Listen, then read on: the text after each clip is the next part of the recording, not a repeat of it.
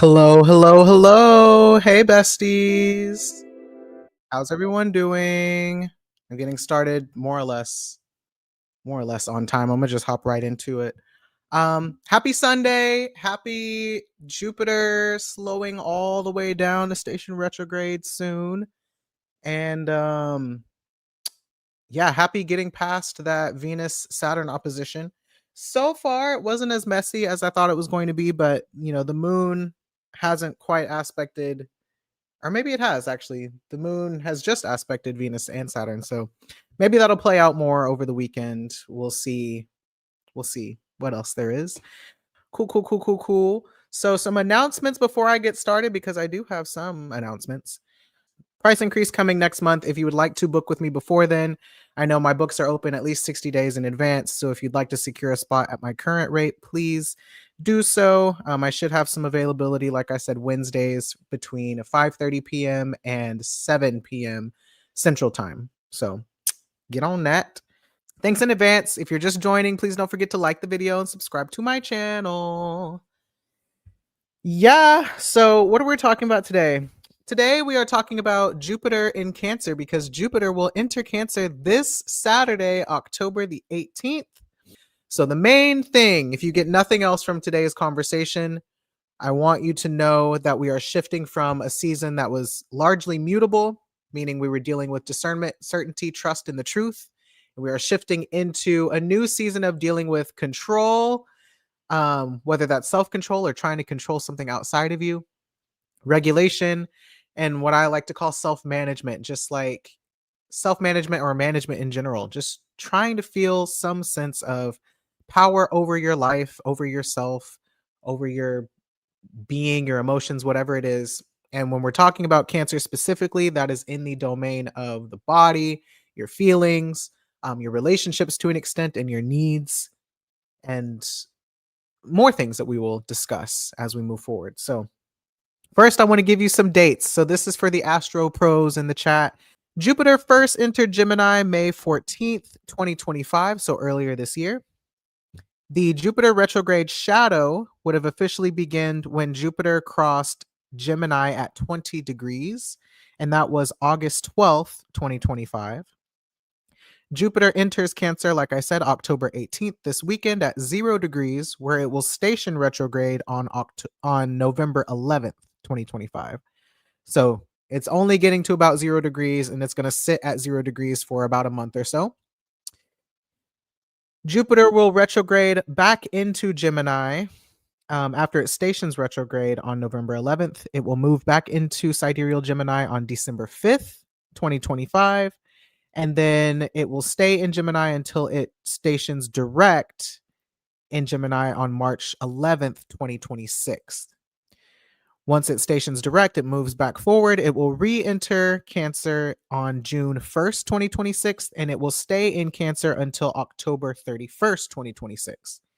If you are looking way into the future, yes, Jupiter will station retrograde in Leo, actually. So we'll discuss that whenever it gets closer to the time, because it's only like 2 degrees Leo, which means some of the retrograde will also happen in Cancer again, but in the later degrees of Cancer rather than this very, very early degree that we're discussing right now. So we have been dealing with retrogrades in sidereal Cancer since like late summer, fall of last year, with the with the Mars retrograde between Cancer and Gemini. So what I think is happening in general with the sign Cancer for us is this idea of learning how to take care of ourselves. And I say learning how to take care of ourselves, maybe discovering our needs or giving language to what it is that we actually need, what we actually want from life, is because it's been split between Gemini and Cancer. It seems to me that if a planet is going to station retrograde in Cancer and then move back into Gemini, that there's probably some kind of a need, some kind of desire, some kind of want, some kind of relationship to our body and to our needs that we discovered in that Cancer part of the retrograde. And then once it moved back into Gemini, it was like, oh, okay, now I know what this is. I need to learn. I need to do more research about how to get this need met. I maybe need to talk to more people about how to get this need met. I have language now for something that I didn't have,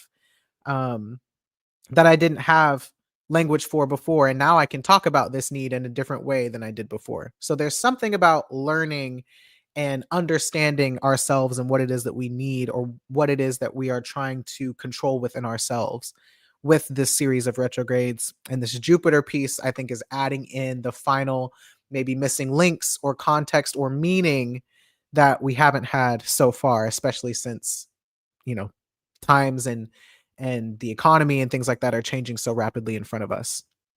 Let's talk about shifting into a cardinal season. Cardinal signs, when we talk about cardinal signs, we are talking about signs that have a preoccupation or a desire or a quest, if you will, to feel some sense of control, some sense of power, and some sense of internal regulation in dealing with their environment. Um, when we talk about control, it literally means what is what is within my control and what isn't. Same thing with power. What is within my power to change or to alter, to influence, and what isn't within my power to change, alter, or influence. And when we talk about regulation, that is about regulation, I think, in a general sense, is the ability to manage something and kind of keep it at this like set point, or let it hover around this homeostasis point. It's kind of like a thermostat, right? A thermostat regulates the temperature in your home. You have a particular temperature that feels ideal to you, depending on your own body. And so by adjusting the thermostat, it has this set point, and anytime it deviates from this set point, either the, let's say, the AC kicks on to cool it back down. That would be a form of regulating. Or you maybe just let natural air, the heat outside, whatever it is, um, bring the temperature up. But in general, there's a particular happy place that you're constantly trying to stay within. Our bodies, our literal physical bodies, do the same thing by regulating our internal temperature. And when we have, let's say, foreign invaders like viruses or some kind of an illness, your body may heat up internally to kill off those viruses. That's a way of regulating and responding to, let's say, harm that's going on inside of the body. When your hunger cues kick in, that's another way of regulating, saying like, hey, we need fuel, we need some food. Maybe my blood sugar is getting low. Maybe I'm feeling a little tired. I need some energy. Let's eat something. That's another way of regulating.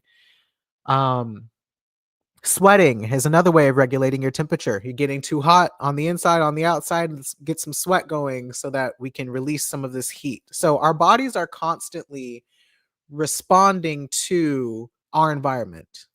That's like the gist of what I'm talking about here. Our bodies are constantly responding to our environment, whether that is internally, externally, or relationally. We're constantly responding to our environment. And whenever we are struggling to respond to the environment, there's likely some external force or internal force that is preventing us from doing that. Sometimes that is a conscious decision that we're making to not be responsive. Sometimes it's an unconscious or subconscious decision we're making. Sometimes there is a relational power dynamic that makes it to where we can't respond in a certain way. And sometimes it just makes more sense to be more responsive than others, depending on, again, how much power, how much influence you have in a particular situation. All four cardinal signs, Capricorn, Cancer, Libra, and Aries, have their own way of dealing with that dynamic, dealing with their environment that helps them feel a sense of control, a sense of power, a sense of regulation, depending on the environment. So when we talk about cardinal water, which Cancer is a cardinal water sign, water is the part that emphasizes our body, our emotions, and to me emphasizes the regulation piece where we are constantly adapting and responding to our environment. Water is about obviously feeling your feelings. It's about your body. It's about your emotions. It's about your relationships. The thing that we're trying to manage the most with cardinal signs, with Cancer as a cardinal sign, is being affected by our environment and being affected emotionally, being affected physically, so on and so forth. So Jupiter as a planet primarily does two things. It helps us get context for what's going on so that we can understand the full picture of an experience that we're having. And then it also allows us to apply meaning to the experience that we're having. This is something potentially unique to humans just in the way that our brains function, that when we have an experience, it needs to mean something to us. It's how we, yes, how we understand and make sense of things, but it's also how we feel like we're part of something larger than us. And I think it's also just part of how we stay sane. It's how we recognize patterns. It's just how we make sense of the world around us and what's going on with us. And I think it serves a function of either, well, serves a function of keeping us safe, and it serves a function of helping us recognize patterns too. So Jupiter doing two things: context and meaning. It also, tropicals will talk about Jupiter expands. I do actually think it's true. Jupiter has a way of expanding or extrapolating or exacerbating things. It just it blows things out of proportion sometimes. And sometimes we need that and sometimes we don't. Not making a judgment about it, but it does have this way of just, it wants more and more and more and more and more. It just endlessly consumes sometimes, whether you are the thing being consumed or it wants to consume sometimes more information or imposing more information in a way. So when you have Jupiter in real time moving through a sign, what I feel like it does is it updates our understanding of the last time we experienced a particular Jupiter transit. So in this case, 12 years ago, Jupiter was in Cancer. The way life was back then is different than the way life was now. So our understanding and our meaning that we gave to that transit back then is going to be different then than it is now. And also there's going to be some similarities between it. From now on, when for the next 12 years, when planets move through the sign Cancer in your chart, kind of the foundation and the meaning, the context that we set now is gonna kind of color the experience that you have when planets move through that sign for the next 12 years or so. It shows that we are allowed to change and adapt. So what is Jupiter actually doing in Cancer? Jupiter in Cancer means that it's being influenced by the moon all the time. And that's really significant to me because, as we know, the moon changes signs every 2.5 days. So when we talk about Cancer placements and being responsive and having to adapt and being affected, like the moon and like the moodiness, I think that Cancer and the moon are both known for is because the moon literally is constantly changing signs. It's constantly having new experiences and experiencing different environments and having to respond to those environments constantly. Jupiter as a slow moving planet, as a planet that takes a year to fully move through a sign, including its retrograde phases, and having Jupiter in a position right now where it is moving extra slow. That's like having an elephant take orders from a mouse. A mouse is just like like constantly moving around everywhere, and an elephant is this large animal that's just kind of like slowly trucking along. So you can imagine when I talk about us getting new context and us creating new meaning, that's like every couple of days when the moon moves through a certain area of your chart, you are having somewhat of an emotional or physical response to that house every time the moon changes signs while Jupiter is in Cancer. Does that make sense? Are y'all kind of getting the visual of that and what that really means and how that manifests as a visceral experience? Um, Once a month while Jupiter is in Cancer, whether it's during this retrograde phase or really, I guess this retrograde phase is just a preview because it's only going to be in Cancer for about a month.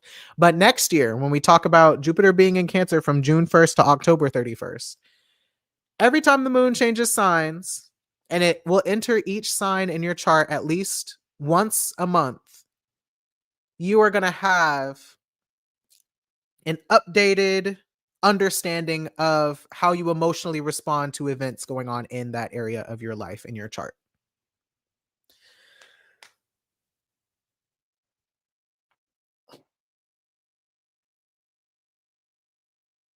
If you feel a little more emotional during this time, or if you feel like things are constantly happening that you're emotionally responding to this time, or maybe circumstances outside of you are changing maybe a little bit more rapidly than they have been, and you're struggling to keep up with the new information.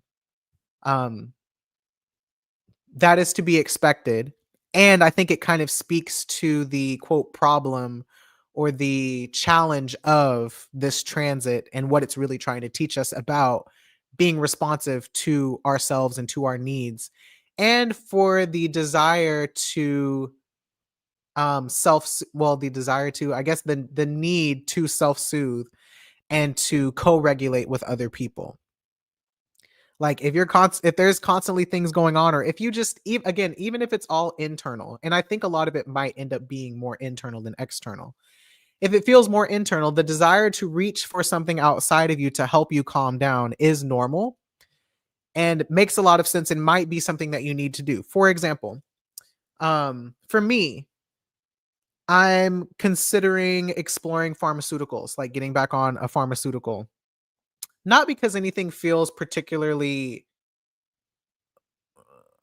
bad right now, but just knowing myself as someone with a lot of air in my chart and with a Capricorn sun and Mercury, right, as the ruler of my moon, I have a tendency to not express how I feel. And sometimes I have a tendency to just completely bypass how I feel emotionally or how I feel physically in my body and go into my mind. That's a coping strategy that has worked for me throughout my entire life. And there are consequences to that. Some of the consequences are I may not notice in a moment when I'm uncomfortable. I may not notice my own hunger cues. I may not notice when I need to go pee, right? I may get dehydrated a little bit easier because I don't notice that I'm thirsty or I'm just not drinking as much water. Um, I may overdo it sometimes at the gym because I'm just not as tuned into my physical body as I could be, because there's a lot of mechanisms in my own mind that are saying, hey, don't feel that. And if you're saying don't feel that, don't let anybody know that you're feeling that. That's not really good for me. And part of the reason why that happens is because if I haven't been consciously feeling my feelings, or if rather I'm too used to compartmentalizing or dissociating from my feelings, then they're going to feel really strong when I do feel them. When they come on, it's going to feel really overwhelming to me, and that's going to make me want to jump out of my body, right? Or it's going to lead to these really strong, maybe sometimes overemphasized or over exaggerated feelings that feel big to me, but might be proportional in real life. The difference is how I'm perceiving myself experiencing that emotion.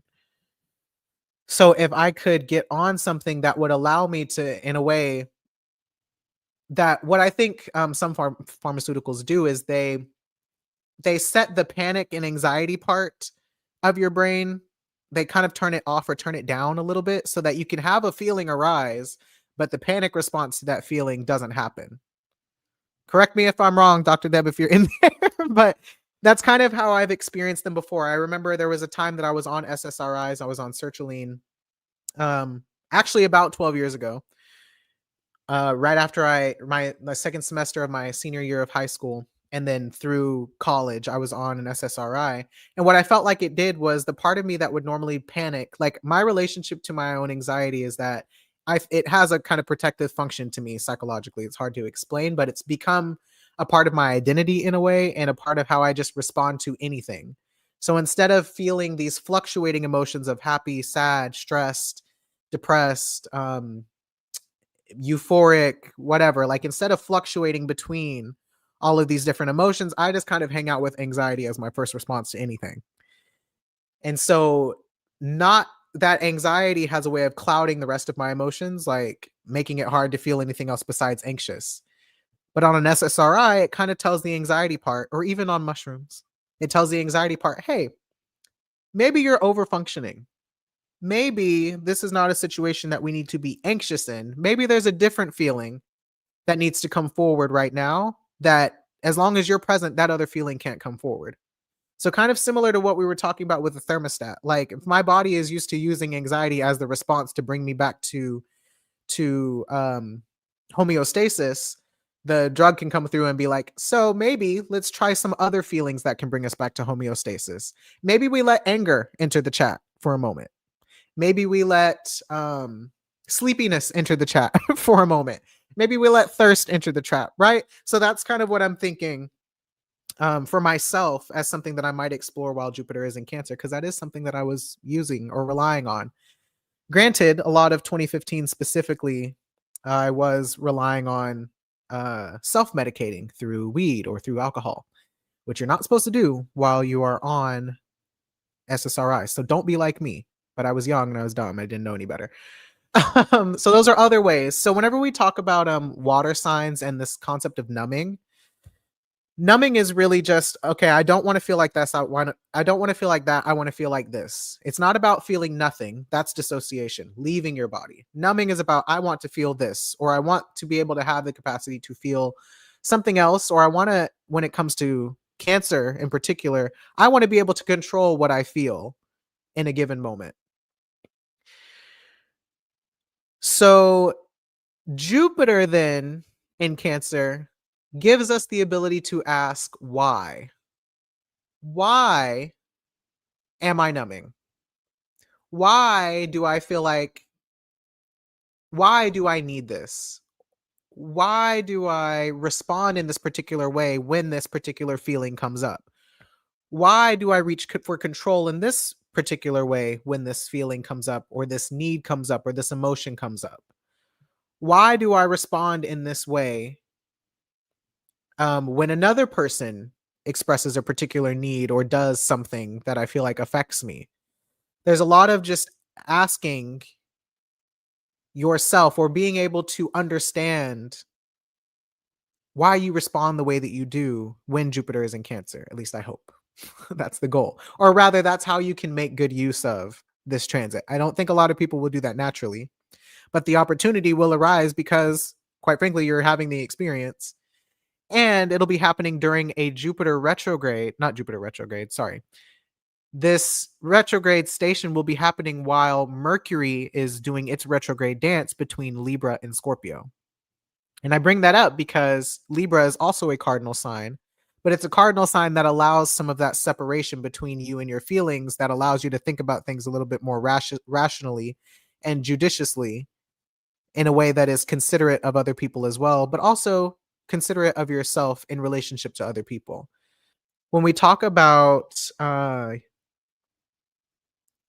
getting more curious or gaining better understanding and context for your emotional responses, emotional reactions, there is an underlying assumption here that your feelings do mean something. So I don't know, for those of you who were here back in 2022, Jupiter was moving through its home sign Pisces that year. And we kept talking about how that transit feels like making your feelings mean something all the time, right? Like you try to make meaning out of every single feeling that you have. And sometimes you can take that too far and lose touch with reality. I'll just say you can take that so far to where now you are creating meanings that maybe are not justified in reality, or maybe are not represented in reality. It's just a meaning that makes sense to you, and so you impose that meaning onto everything all the time. You increase a lot of suspicion sometimes, or skepticism onto things that maybe doesn't always need to be there, right? That's Jupiter in Pisces. Jupiter in Cancer will do a similar thing. However, right now, Saturn is in Pisces. Saturn is the opposite of Jupiter in the way that it limits and it constricts.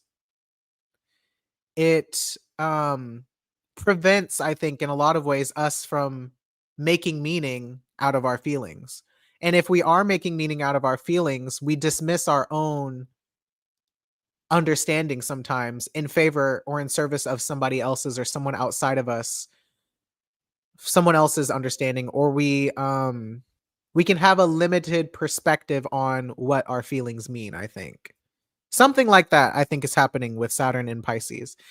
And I say that because I think in this case with Jupiter in Cancer, because remember, Jupiter is the sign responsible for Saturn in Pisces. I think Jupiter in Cancer in some ways can, yes, continue to do this thing where you are making your feelings mean something that they maybe don't about a situation. And at the same time, I think the relationship between Jupiter in Cancer and Saturn in Pisces allows us a little bit of pause to again ask yourself, what does this feeling mean? What I wrote down is that your feelings do mean something, but how can you discern what that meaning is? And is that something, that meaning that you create, something that you can or can't control? Because again, this is always going to come back to a sense of control and a sense of powerfulness or powerlessness. And then um how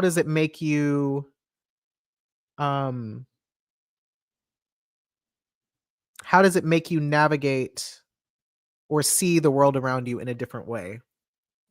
Wow, this is super relevant because I had a panic attack for the first time this weekend, and my health in general has become a huge theme this year. I can't ignore my body anymore. Very, very true. Yes. Sorry to hear that you had a panic attack as well. Those can be so scary. I feel like panic attacks are the epitome of feeling like you're not in control of your body, and the way that that makes you freak out when you can't control how you feel. A podcast episode I listened to this morning that I feel like perfectly described what I'm going to attempt to describe is from the Couple Therapist Couch. It's episode 261. It's called Healing Our Core Issues in Couples Therapy with Shane Burkle. It's about 48 minutes long, and it does a really good job of describing what I'm trying to talk about here with this thing of how control issues and dysregulation shows up in relationships and how we respond to it relationally, and also how understanding and making meaning of your own emotional responses um is a way of helping make sense of some of the dynamics in your relationships. So, okay, themes to keep in mind as I discuss this if you're just joining. Trying to feel a sense of control over either your own feelings or over your external environment. One big theme. The second thing is reaching for something outside of you to feel better on the inside.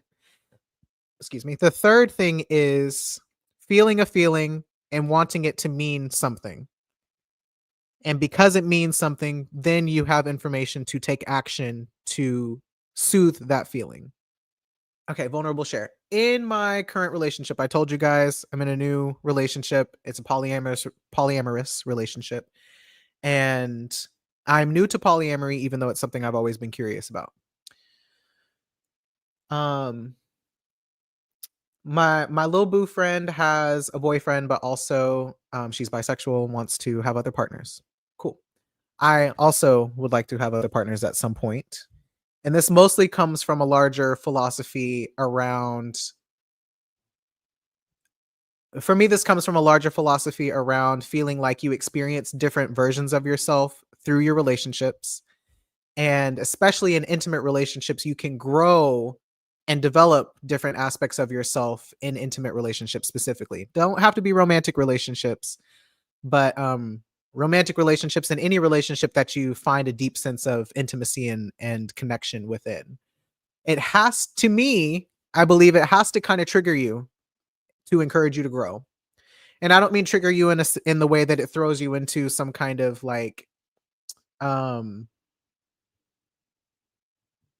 some kind of dysregulated mental state, but it does need to activate you or your nervous system to some extent to expose to you the underdeveloped parts of yourself, right? So okay, setting that context. So in this relationship, I have definitely had to confront myself a lot and allow myself to feel triggered by things that this new partner does, because ultimately being in relationship is just experiencing difference, like experiencing difference while trying to be close to someone and maintain that closeness. It's a very difficult thing to do. And by allowing myself to feel that feeling of being triggered, even on like a mild scale, just something kind of doesn't feel right, and just open up a conversation about it, that's allowing me to learn. Right. So, an example would be knowing that she wants to, at some point, start seeing women, right? She's already got two men in her life, wants to start seeing women. And every time that she's brought this up to me, I just notice a little bit of pitter patter little bit of pitter patter in my chest and a little bit of my stomach drop every time. And it will start to kind of make me a little anxious, a little bit sweaty, a little bit like my throat gets tight, breath gets short, right? It's not always super dramatic, but I notice this very visceral like ping that happens in my body and I'm like, "Oh shit." And it makes me the main feeling that comes up then if I were to assign meaning to those feelings is fear. Like, "Oh shit, I feel like I'm scared." Then I have to ask myself, "What am I afraid of?" Right? Why do I feel afraid? Why does her talking about being with women, um, make me feel afraid? So I had this experience. I sat down and was like, all right, let me go write down what's coming up for me. Let me journal about this. Let me explore this sensation. So when we talk about self-soothing, a lot of the self-soothing,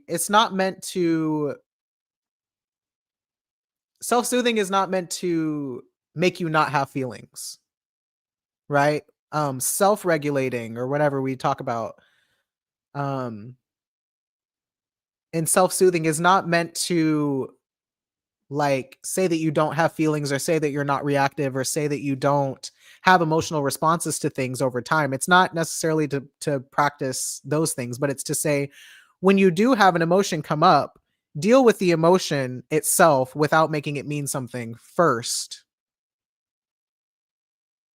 if you can. And then when you're out of that kind of hindbrain place of distress, like you deal with the distress and then you can create meaning from a place that is a little bit more practical or at least a little bit more realistic in terms of dealing with the situation in front of you.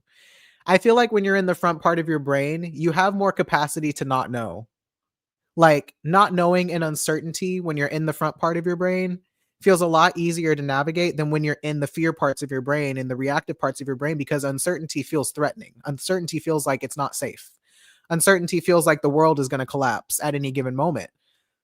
Um, and so you're looking to solve and you're looking to fix and all this stuff when really probably what you need to do is take a few deep breaths and recognize that, okay, I feel uncertain right now. This is not a good place for me to make things mean something. And then, at some point, whenever you're ready to maybe have that conversation with the other person, or if you are denied a need, someone tells you no, someone tells you they can't show up, whatever it is, instead of immediately assuming from that place of fear that this person's going to leave me, this person's sick of me, I've done something wrong. Like Cancer, just like Leo, can be very self-centered and self-centric.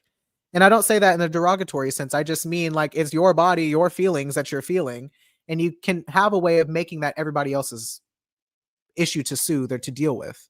When I talk about cardinal signs dealing with their external environment in a way, it is because they are the person having the experience. And I do think Cancer and Aries maybe are a little bit more self-centric in the way that either I need to do something about this or somebody needs to help me not feel this way. And sometimes we need to do that for ourselves. That's what Libra and Capricorn are there for. They're there to say, like, look, sometimes this person is not available to me. Sometimes I can't get this need met by this person. Sometimes I have to put other people's needs before my own. Sometimes it can't just be about me. So, what do I need to do for myself in order to show up in an equitable way in my community and in my relationships? And this was something else that I kind of wanted to talk about because I think because we know, especially in Western cultures and in the US, that we're so individualistic that, we've pendulum swung to the other side of saying like we need community, we need all these other relationships. And we do.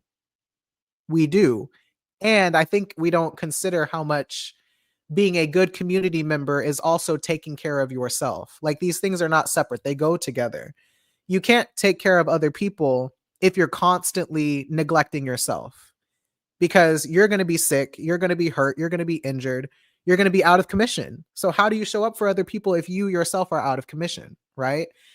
Um Collectivist cultures do kind of run into the issue of being too self-sacrificing sometimes, and that also has its problems. There's a happy medium in there somewhere that says, I need to show up and be present for my community, and I can't be everything to everybody, and everybody can't be everything to me. Sometimes I need to take care of myself. Sometimes I need to put other people first. Sometimes I'm just not going to get what I need, and I need to figure out a way to deal with that. But one thing that Cancer does that Capricorn does not do, and well, I guess this is the Cancer Capricorn axis in general, right? Is moderation. It's somewhere between totally withholding from yourself and overindulging. Moderation. And what moderation allows you to do is be flexible and to be responsive. So, it's not every single day that someone's not going to be able to meet your need, right? If something that I need in the relationship is space, like, I can't just take space for 4 5 days at a time and go and not talk to my partner about what I'm thinking about or what I'm feeling, right? I do have to give myself a limit of, okay, maybe I just take a couple of hours or 20 minutes to just like sit, to come down, to come into my front brain and to make sense of what it is that I'm thinking or feeling. And I need to communicate that to the other person as a way of also supporting her through her distress, is to say, look, I don't have an answer for you right now. I'm going to take some time to think about it, and then I'll circle back and we will talk about this in an hour or two. But right now, I don't think it would be wise for me to tell you something because it's probably not going to make sense, and I'm probably going to change my mind later, and that's going to be really confusing for you. So I think what'll work best for both of us is that I get some time to discern what I'm feeling, and you get some time to maybe come out of your distress so that you can actually hear what I have to say whenever I come back around. And then boom, everybody can move forward a little more equitably and a little bit more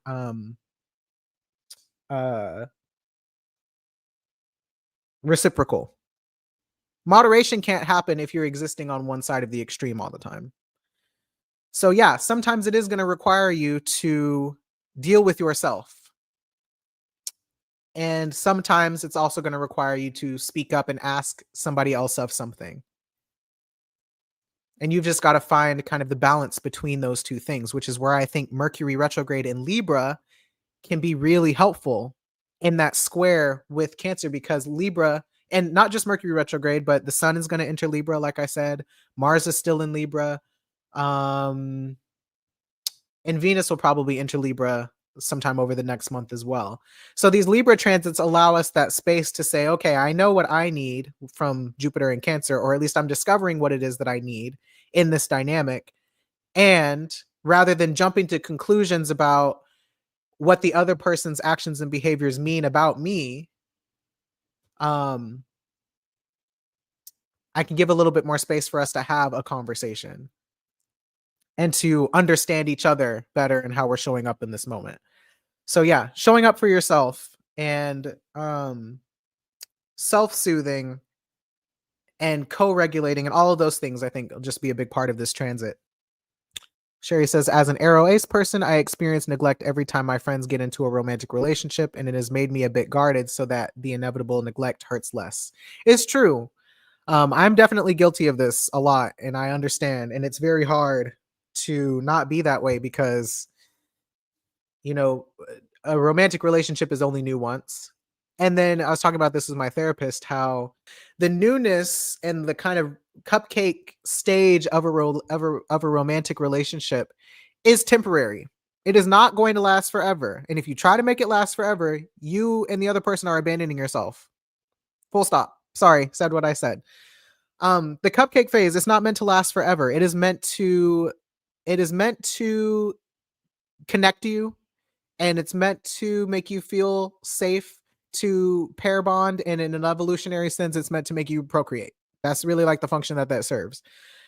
At some point, that is going to wear off the longer that you're with someone, because what you discover that you maybe didn't focus on as much during the cupcake stage is that you are different people. You are two different people trying to be in a relationship with each other. So maybe the beginning of it felt like, oh my gosh, me too, same, haha, we're so similar. There's gonna come the point where you're like, hey, what the fuck are you doing?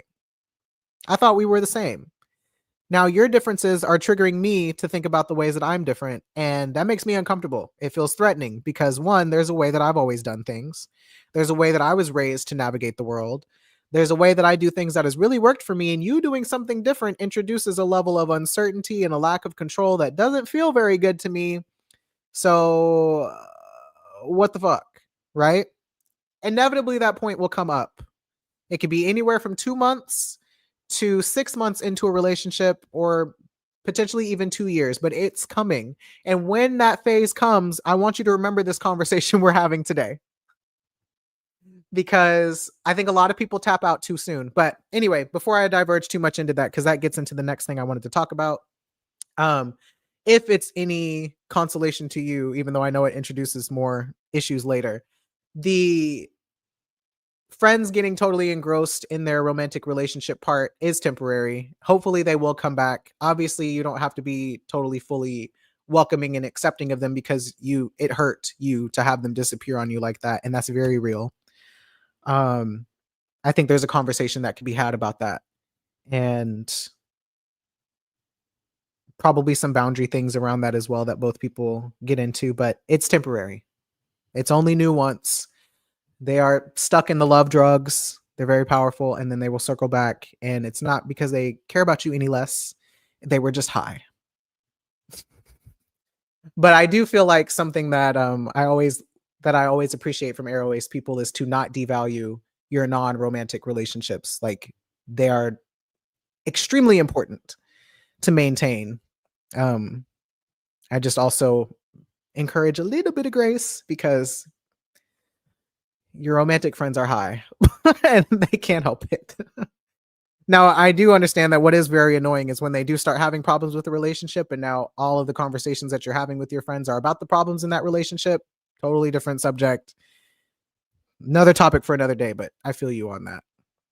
It is very frustrating though, and I see you there. And I hope that people do circle back around and tell you, like, you know what, I'm so sorry I wasn't around as much. I'm here to work on this relationship and show up for you in a way that I haven't been doing. So yeah, I feel you. It's true I had to clock my very Cancer parent yesterday. Like, child, it's not always about you, no shade. Yeah, so true. Okay. So on this topic of difference and otherness in relationships, um, the therapist who does couples therapy, and yes, I know she is Israeli. I think she's I hope, I might be wishing that she's not a Zionist, but because she's had a Palestinian client, and they did bring up that conflict between the two of them. Not conflict, but I guess that difference in one of their sessions a couple of years ago.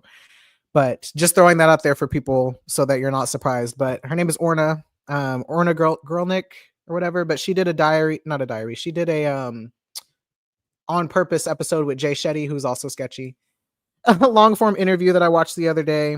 So grain of salt and all that. But she's a really good therapist. She does the show Couples Therapy, if you've seen it before. And they were also talking about the issue of difference and otherness in relationships. And so I want to shift into that, because another big thing with Jupiter in Cancer is planets moving through Scorpio, including Mercury retrograde, stationing retrograde in Scorpio, and Mars also entering Scorpio. I think um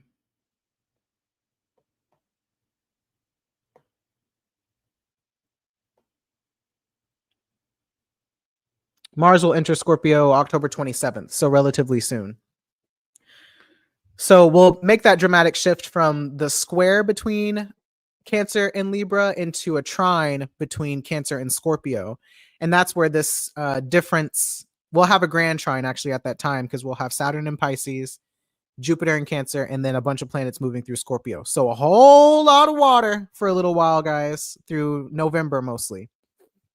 And I want y'all to be prepared for that, because when I'm saying all this stuff about you having feelings and them feeling overwhelming, because maybe you haven't really been feeling feelings with Jupiter and Gemini, and spoiler alert, you haven't. You are going to be feeling feelings, and it's going to feel out of control. And in order to feel in control, you might reach for something outside of you in order to feel better. And that's okay. And also, healthy coping strategies where you can, right? Moderation where you can. Um, Trying not to overdo it, I think, will be very difficult, but it can be done. And I do think in some way Saturn and Pisces will help with that. But anyway, um, okay. So Scorpio, when we talk about Scorpio transits, Scorpio is the feeling of threat in your body. It's what threat and fear and um a lot of your less pleasant, more alarming feelings kind of live. It's what's taboo, it's what's less socially acceptable, less palatable. But they all of those feelings, all of those emotions, they serve the function to preserve your life and body. So yes, they're uncomfortable, but they're uncomfortable usually because you need to move. You need to move or you need to change something. It's a Mars ruled sign. Mars usually means get the fuck ASAP. So what Scorpio usually does that's a little different from Aries is um it tries to abandon its own emotions. It tries to abandon its the self-abandonment wound that fixed signs deal with. Scorpio has a way of abandoning its own fear response because it makes other people uncomfortable. And I think this part about it makes other people uncomfortable is what makes Scorpio different from Cancer, because Cancer, I think, to some extent has no problem. I won't say has no problem, but in a lot of ways, it has less qualms around making its feelings other people's problems because that's how you get your needs met. The squeaky wheel gets the oil kind of thing, right? Baby is crying and disrupting an entire space so that people come over and soothe the baby. That's what Cancer does. That's what Cancer is for. But Scorpio says, when my big feelings come up, I need to get away from everybody because I will be villainized for those feelings, or I will become the problem for those feelings because it makes all of us uncomfortable and not just me. So both of those together is tricky because I do think because you can't hide, you can't mask the feeling as much. When you got a grand water trine, everybody's uncomfortable with everybody. Like everyone is uncomfortable with everyone and everyone wants that to mean something about the other person. And there are benefits to that and there are pros to that and there are cons to that. But the main thing is that we just might be a little bit uncomfortable for a while. And that discomfort, again, is meant to motivate you to change something. The benefit of having planets in cardinal signs is that something will change, whether it's us or the space around us. And the only way that change will happen is if we embrace the discomfort. And now that I'm saying that out loud, that's exactly what Mars retrograde in Cancer and Gemini was setting us up for this time last year, right? Like the whole purpose of that transit was to learn how to respond to your body and your emotions and to change something so that you can feel better. And now we're coming up on a part where Mars in Scorpio is going to be like, "Hey, this shit is bananas. BANANS. This this does not work. This does not feel good. I don't like this. And you are going to feel me not like this."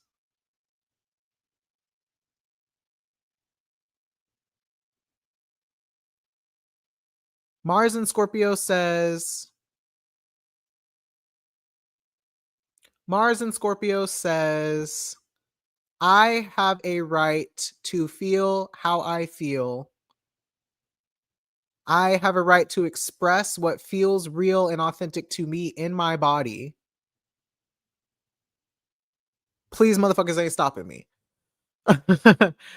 um, but slash and Mars in Scorpio also says, and eventually Venus in Scorpio too says, you also have a right to feel how you feel in your body, independent of how I feel in my body. Now, that's a big word for Pisces. Okay. Scorpio being able to say, my feelings are mine and they're over here, and your feelings are yours and they're over there. And they can exist at the same time is a big word for Pisces.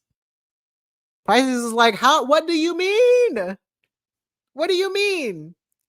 I can feel your feelings. I can feel your feelings more than I feel my own feelings, actually, because it was beneficial to me in my life to understand how you were feeling more than to understand how I was feeling. So you telling me that you have feelings over there and I have feelings over here is like a foreign concept to Pisces. But again, I think the benefit of Saturn being in Pisces is Saturn realizing, yeah, there are limits to me being able to feel your feelings. Like, I can't actually feel all of your feelings for you. I can feel them just enough to know that something is going on with you that you're not telling me, but I don't actually know what it is that's going on with you that you're not telling me. So I feel like what Saturn and Pisces can do really, really well if we let it is say, huh, I notice that this person usually behaves a certain way, but right now they're behaving this way. That must mean something for them, but I'm not going to assume what that meaning is. I'm going to wait until there's a moment that I can ask, hey, I notice something seems off. I feel like something's a little off with you. What is that? Because Saturn ultimately recognizes that I don't live in your body. I live in my body. So I can't really feel all your feelings for you. It's not my responsibility to do all of this emotional labor to figure out what your feelings are for you and to make meaning about what you're feeling that isn't something that you've determined for yourself. So Saturn can do that for us if we let it. Again, the gag is it's very uncomfortable to not know. So the thing that we need to self-soothe around is not knowing, especially during Scorpio transits when people may not be very forthcoming about their emotions, mostly because they're not trying to make you feel uncomfortable. So if you are a person, this is no shade, just giving it to you straight. If you are a person who, when someone comes to you with their big feelings, whatever those big feelings are, and their big feelings or even their small feelings make you uncomfortable, and so you turn that conversation into making them soothe you, I'm gonna need you to work on that.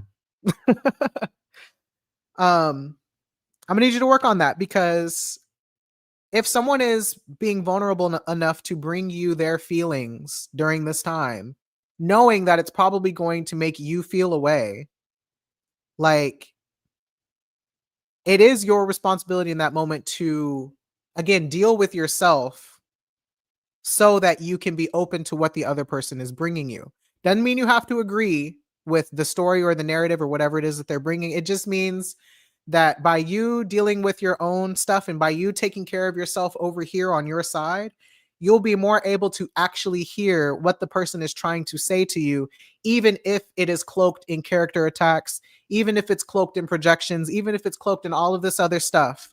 There needs to be a part of you, if you're interested in maintaining this relationship, that can hear and kind of read between the lines of what that person is saying so that you can understand that, oh, this person is afraid. Oh, this person is anxious. Oh, this person is really, really sad. This person is depressed, whatever it is, and not make it about you just yet. Now, that is an Olympic feat, especially if you are a person who has categorically been misunderstood, who has been blamed, who has been criticized, who has been all of these things throughout your life to where it felt like you didn't have a voice. I'm one of those people. I feel very defensive at times. I can feel very indignant. I can feel self-righteous. I can feel disrespected. I can feel a lot of different things, but those feelings are yours to acknowledge. And then once you both, reach a place that you can actually discuss those things. But that is part of the equation right now, right? Is one, not reading into other people's feelings before you have information. And then once you have information, maybe there is a little bit of reading in between the lines that you need to do that's not making it about you, right? If someone's raising their voice at you, obviously that's going to hurt your feelings. And the information that you need to get from that is this person is raising their voice. I wonder what they're feeling that's making them raise their voice. And then ask. Don't figure it out. Don't make excuses for it, right? Don't excuse it, but just, okay, this is information. And then once, you deal with all of those, the minutia of all of that, then you can say later, hey, when you yell at me, when you're in distress, I feel like this. It makes it very hard for me to hear what you're saying. So if there's a way that we can communicate you know, without you screaming at me. That would be great. And also sometimes people are going to scream at you, you know? So very, very tricky. So, okay, the other side of the coin then, um, what is the other side of the coin? It was in there somewhere. It's a very specific thing. I think I just lost it. Okay, if I'm talking about you, my feelings are here and your feelings are there. I need to be able to stay with myself while you're having your big feelings and to not make your big feelings about me. Okay, the other thing then is on the other side of the coin. Um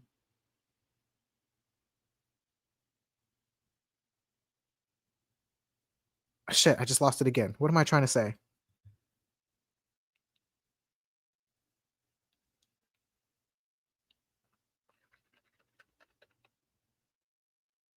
I'm not making their feelings about me. What is the inverse of that? Why is it not making sense to me? Um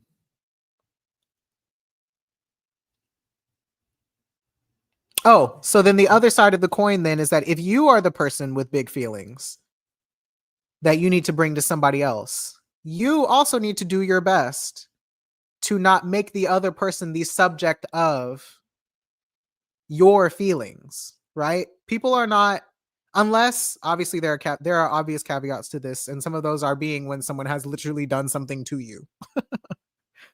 Um when someone has done something to you that hurt, obviously you need to say ouch, you hurt me. But when it comes to the realm of emotions, I think it can feel like somebody is doing something to us or making us feel a certain way when that's not exactly what's happening. Um, I think the Mars and Scorpio of it all, or just the Scorpio of it all, is that people do things different than us and it affects us, right? In the most neutral sense. And you're allowed to comment on that, especially when it comes to being in a relationship with somebody. The agreement you make when you enter a relationship with somebody is that we are going to affect each other. Our actions are going to affect each other. Our feelings are going to affect each other. Our decisions are going to affect each other. We don't always have to agree, but part of us being together, I saw somebody mention Venus and Pisces. Part of us being together is that we're going to have an effect on each other. But I think the challenge for the person who has the feelings or the person being affected is like being able to see when you being affected is just you being affected by the other person and not necessarily the other person doing something wrong or bad. Because the cardinal of it all is that seeing other people's actions and decisions as wrong or bad is you using your judgment and your understanding of the world and your schemas and your meanings and all those other things and projecting that onto the other person when the other person was probably doing something that felt right or correct to them. And that's where the conflict happens. So let me think of a good example of this. Okay, I think one that he mentioned in that podcast was like, if you, the very simple example, if when you come home from work and you want your partner to give you a hug as soon as you walk in the door, and maybe this is an unmet expectation, right? Or not an unmet, this is an unspoken expectation that you have. If every time you walk in the door and your partner doesn't greet you and give you a hug, and you decide to make that mean that your partner doesn't really like you when your partner has said nothing of the sort, right? That's a situation where instead of you expressing one that you would like for that to happen when you walk in the door and giving them the opportunity to show up and give that to you, you've just automatically decided that because they're not doing this thing that you would expect them to do, because if they did this, that means they love you, then of course you're going to then turn your partner into a bad guy when they probably don't even know that that's what's going on for you. So that's part one. Part two is, let's say you have said, hey babe, I would love it if, it would make me feel really appreciated and loved and connected by you if when I get home you greeted me at the door and gave me a hug. I would love that. It would just make me feel so loved and seen and held and comforted by you. That's a request that you can make. And sometimes Even if your partner agrees and says, sure, I would love to do that for you. I would love to make you feel more loved. If there are times where your partner got something else going on for whatever reason, and they don't meet you at the door with a hug one day after you've had this conversation, and you still make that mean my partner doesn't love or care about me, you're doing that to yourself a little bit.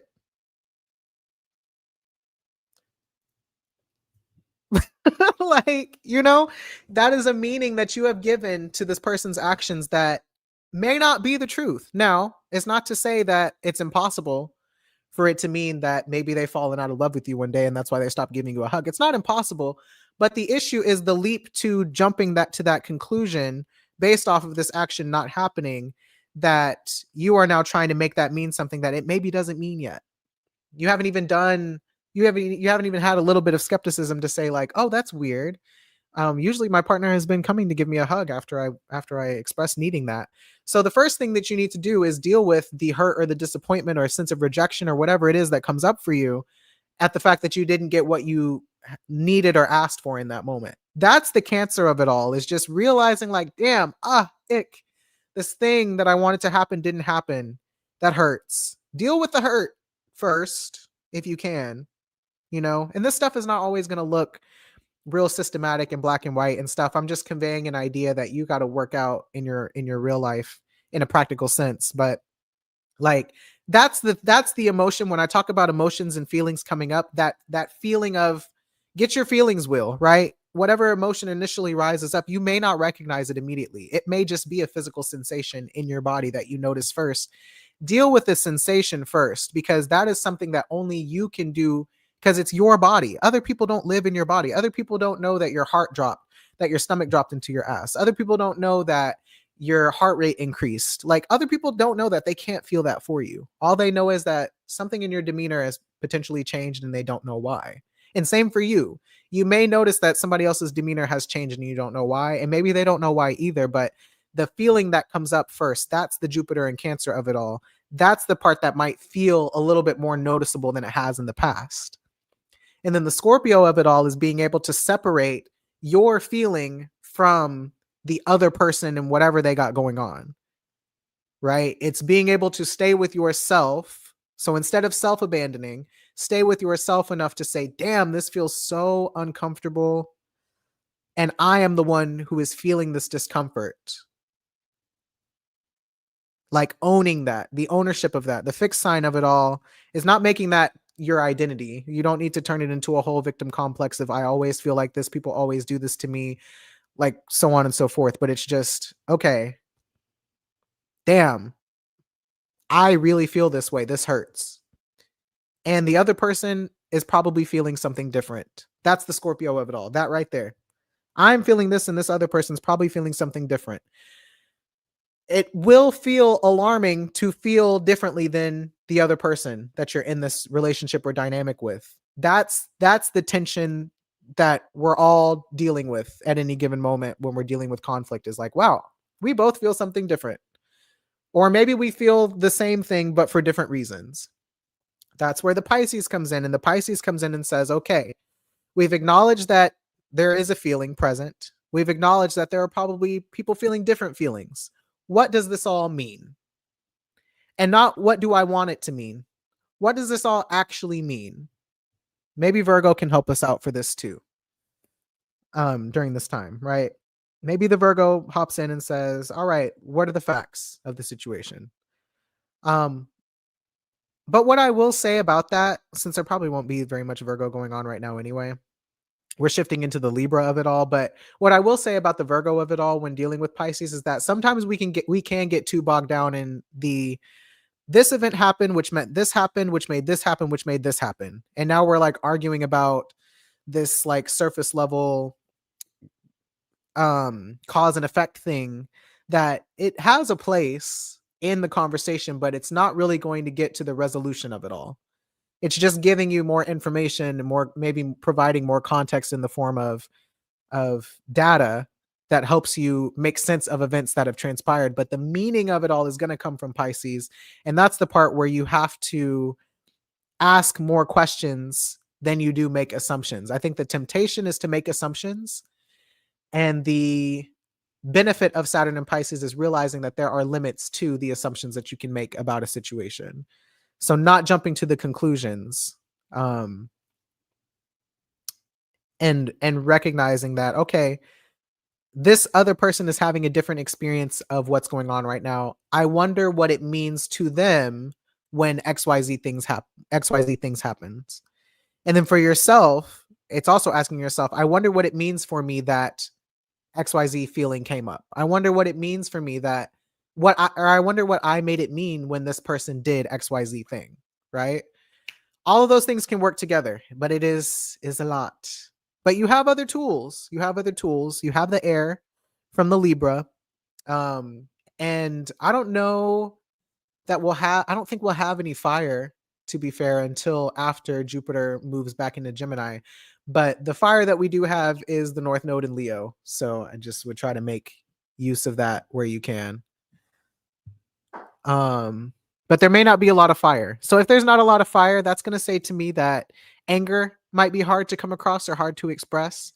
And it might also mean that impact, like this impact and influence, might be hard to come by as well. I think what fire does and what anger does is it makes us feel like we need to change something, right? A fire changes things. Without fire, it can feel like it's hard to really light a fire up under that ass and change something. So we may feel a struggle to do that during this time, but that doesn't mean that we can't have conversations about what to do when inevitably Sagittarius transits roll back around, and we got to deal with that. We've got to deal with all those Sag oppositions to Jupiter. That shit just gave me a headache. But anyway, yeah.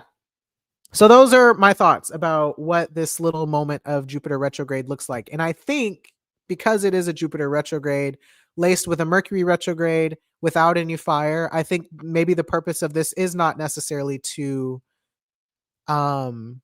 fully change things just yet. If there are things that you can change, by all means. I think the purpose of this moment is just to learn how to feel and express those feelings in a productive way, in a healthy and consensual way, right? I think that is the purpose of this transit. And then as the sky moves on to shift, we maybe gain more tools of how to actually change things based on those feelings. Now, hopefully that looks away in the political context. I haven't thought about that too much, so I'm not going to speak on that too much yet. But if this all makes sense to you, I would definitely encourage you listen to that podcast. Like I said, I've already put it in the description of this video, the Couples Therapist podcast. I think that will just break it down more into just what this stuff looks like in practice in your working relationships. And then everything else, like if you need help navigating all this stuff, that's why my books are open, baby. Come see me, and I'll try to post some things in Patreon along the way too that maybe give you a little bit more tools for how to navigate. But yeah, the self-soothing and the self regulating and the co-regulating of it all, really important. That's the skill that we're having to refine during this time. And again, if you need a little bit more of a buffer because you're drowning in your own feelings, self-medicating or just finding some way to detach from your own emotions a little bit more, if you're the type of person to get too wrapped up in the emotions of it all, like, yeah, smoke a little weed, drink a little drink. Okay. Get on that pharmaceutical of choice. Talk to a therapist, journal. Like if you need to add air into your life, do so. If you need to add fire into your life, do so. That could be working out, going for a walk, physical versions of art, sculpting, molding, crocheting, knitting, drawing, painting. If you need a physical outlet for that, do that as well. Practical outlets, especially because earth and water go together really well. If there are routines that you need to implement or rituals that you need to tap back into, resources that you need to acquire in order to get through this moment. Again, it's only like a month. October 18th through December 5th. You got this. I believe in you. And if you don't have access to any of those resources, that's what other people are for. Other people have those resources. Your air dominant friends and your water dominant friends, y'all might clash sometimes, but maybe you need each other right now to give each other some perspective. One of you can help with empathy and the other person can help with objectivity and perspective, right? Okay, let me see what y'all are saying in this chat and then I need to go eat something. All right. As a Scorpio moon, yes, because people get weird when I say what's upsetting me. And they do. They like to make you the problem for feeling that way instead of just acknowledging that there is a problem to be solved. Scorpio transits for me are like, wow, I'm really not an aloe person and I actually am different and my friends just don't like my opinions on relationships. True and real. And you are entitled to that difference because that's just who you are. People are also unfortunately entitled to disagree with it, but that doesn't mean that they can treat you like shit. But yeah, we got to figure out a way, like we said in the last live, we got to figure out a way to still get by and get along as a society, even in our difference. And that's where boundaries come in too. You don't have to just allow everything to happen to you all the time. And healthy disagreements are different than oppression. Sometimes people are actively oppressing you and they need to not do that shit. But sometimes the only option is to remove yourself. And a lot of times the Scorpio of it all is that I need to remove myself, whether that's emotionally or physically, because I can't control the other person. I love that because I didn't speak up enough when Venus was in Aries. Yeah. Venus struggles in Aries, but she'll get the job done if you let her. Why am I in this? Your feelings are yours, not mine. Very true. Your feelings are yours and my feelings are mine. Mine has been to stay away from her entirely since her feelings are always attributed to my being a bad person. And sometimes that's what you got to do.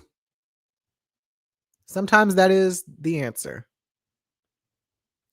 Yes, been having to practice sitting with myself and my uncomfortability much more lately, trying to remind myself where others end and I begin. Very true, very true.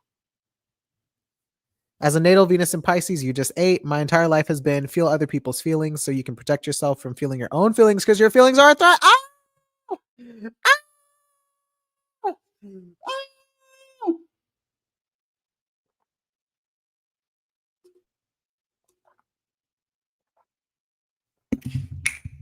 Too real. Reading in between the lines for everybody else but yourself is not it. Ah! That was me screaming. That eats a little too hard, Richie. Thank you for sharing that. That's a banger. One area of clarity I've been working on is sorting out whether I want to maintain relationships, as in, is my emotional labor something I want to give? And that's so real. Like you're allowed to decide that. I didn't necessarily initiate the ending of this, but I did initiate a boundary with a friend who has now gone no contact with me, but it was like sometimes I don't have what you need, which really sucks for me to admit, but it's like, if someone is like when I talk about being a good community member, and I did want to circle back to this, but when I was talking about being a good community member, it's like it's not to say that you obviously can't burden people with your problems. You should. And I do think we are the type of society that doesn't burden other people with our problems very well. And at the same time, we do burden our other people with our problems in this kind of shadowy way where we don't realize we're doing it because it's like we don't want to own our own dysregulation sometimes. And so we do. This is so tricky to say. So please take this with a grain of salt and really like think about what it is that I'm trying to say because it's not going to come out right maybe. But like when we talk about community and we talk about like co-regulating and we talk about having other people help hold your stuff, right? Hold your feelings. Um it's there's a thin line between like constantly again making your feelings other people's problem to solve or fix in the way that I feel like I need an example because I did say this already, but You know when someone brings you the same problem over and over and over again, right? And they just like want to bring you this problem that really dysregulates them and really takes them all out of sorts. And it makes sense why they feel so dysregulated, and yet they're not actually doing anything to change the dynamic that they're in, or to change something about the distress that they're constantly experiencing. They just want to complain about it all the time. It's like, okay, you can do that if you'd like, but you can't be surprised when at some point people don't have the energy to give to you to continue to just lament about this thing that you're not taking the steps to change. And I feel like there's no way to say that without being harsh, because it's not like when people are like, "Oh, my friends are constantly like trauma dumping on me and I'm not their therapist." That's not really what I mean, because people do need support when they are going through something that is traumatic for them. People do need support whenever they're trying to sort through really complex, deeply rooted emotions. But that to me is different than constantly wanting somebody else to fix it for you, or constantly wanting somebody else to make you feel better.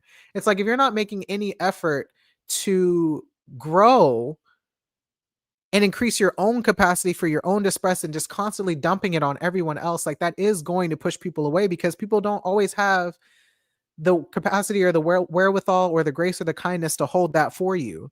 So then if your response is, these people don't care about me, like these people, um I don't know, just if your response is to then villainize everybody else for not holding your stuff for you all the time, like that's just not realistic. Like people do have their own things that they're going through and that they're carrying. And there may be times, that's what kind of what I mean by moderation. Like sometimes you're going to be the person doing the burdening, and sometimes other people need to be able to burden you too. And sometimes maybe you just need to work it out within yourself as an act of love and care for yourself. You know what I mean? Like like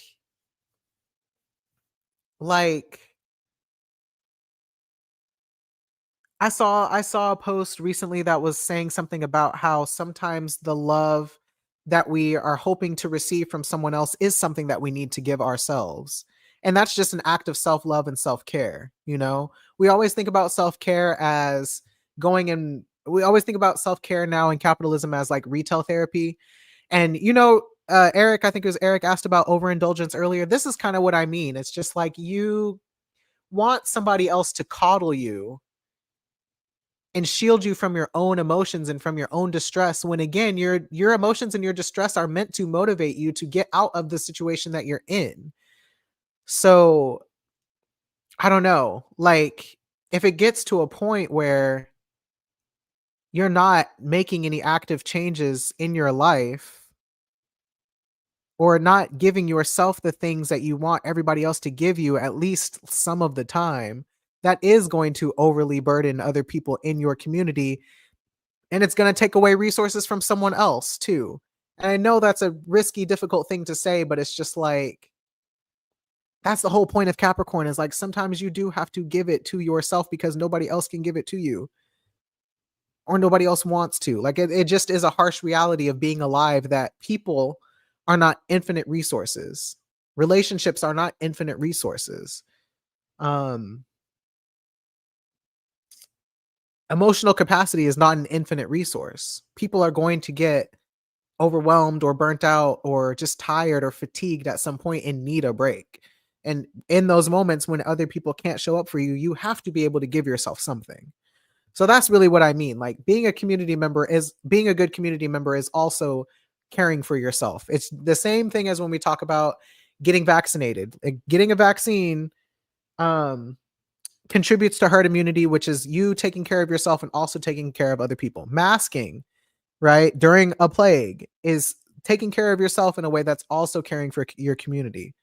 Um, Being well rested and nourished and whatever else, like if you are on a team with other people, allows you to show up so that other people on the team maybe don't have to always show up sometimes if they got something going on with them, right? It kind of circles back to this whole thing of it can't always be about you, you know?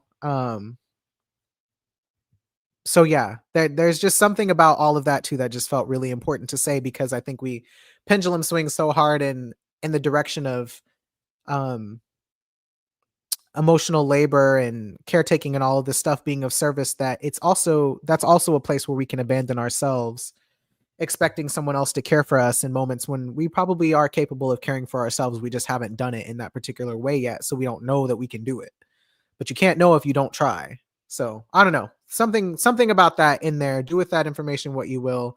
I know you all have had the experience, and because a lot of us are very empathetic and sympathetic people, understanding people, that we feel bad whenever we kind of got to cut somebody off. But sometimes in some situations, people do have to learn to stand up on their own two legs. That's usually what Aries shows us, is that, yeah, people are not always going to be around in the way that you need. You got to stand up on your own 2 feet sometimes too. And that's also important. Um, so yeah, that is also fair. I said nothing of the sorts. If you're going to jump to conclusions, at least look to see if there are other indicators. Yeah. And just ask the question. Um, I'm always wanting more clarity or context regarding what someone is communicating. That's a good thing to do. Sometimes you can't just take everything they say at face value if it doesn't make sense to you. It doesn't always necessarily mean that they aren't making sense, but maybe they just haven't said it in a way that you needed to hear it for it to fully click for you. And that's a thing too.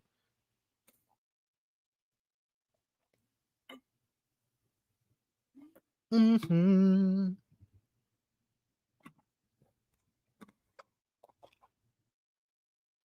Which can annoy people. Also fair. Air dominants are always going through it because we're going through way more than we realize we're going through. It's all just in here. Cynthia meme.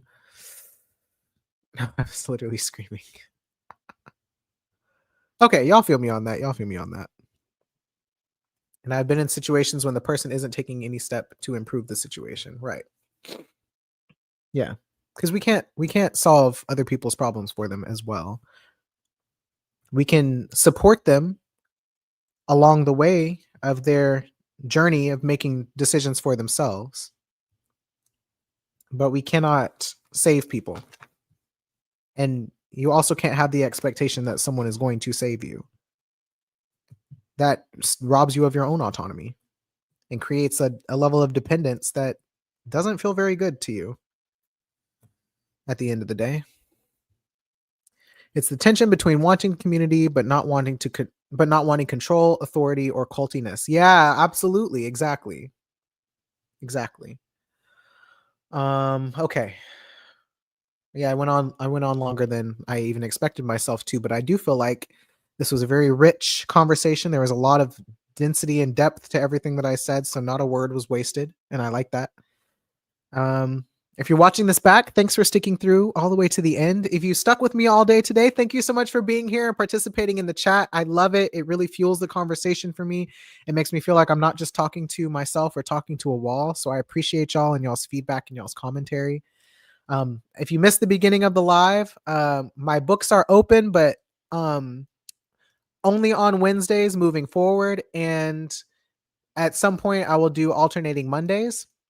And my prices will increase next month just a little bit because it's hard out here for pimp. So if you want to get in before the price increases, I book as much as 60 days in advance. So that's about 8 weeks in advance if you want to snag one of those Wednesdays or alternating Mondays in the future. And if you want the 2026 iCals, just email me and let me know. They are donation based, so whatever you want to contribute is fine for me, and I will email those to you to put into your calendar. Other than that, you know the drill. Like the video, subscribe to my channel, and I will see you guys next week. Jupiter enters Cancer this Saturday, so hang in there. Let's just get through the Sun Jupiter square building up all week, and then we will talk about something else next Sunday. I appreciate y'all so much. I love you. Bye. Thank you.